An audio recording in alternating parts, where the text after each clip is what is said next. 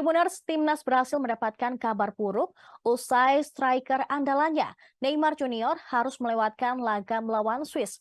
Bahkan Neymar berpotensi absen hingga sisa laga grup Piala Dunia 2022 akibat cedera. Neymar mengalami cedera saat berhasil mengalahkan Serbia dengan skor akhir 2-0 di babak penyisihan grup G pada Jumat kemarin.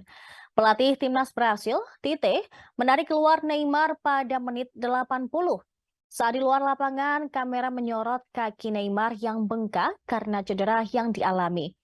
Setelah diperiksa tim medis, Neymar mengalami cedera ankle di pergelangan kaki kanannya. Bintang milik PSG ini kedapatan menangis ketika ditarik keluar dengan kondisi kaki yang pincang. Neymar adalah pemain yang paling sering dilanggar dalam laga tersebut dengan jumlah 9 kali, yaitu terbanyak sejauh ini selama Piala Dunia 2022. Sebelumnya, Tite mengungkapkan bahwa kondisi Neymar tidak terlalu buruk dan baik-baik saja.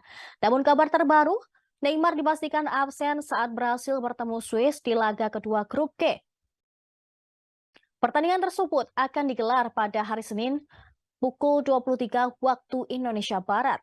Dokter Timnas Brasil, Rodrigo Lasfar, mengungkapkan kondisi Neymar dan juga Danilo yang mengalami cedera. Keduanya telah menjalani MRI atau pemindaian tubuh untuk mengetahui seberapa parah cedera yang dialami.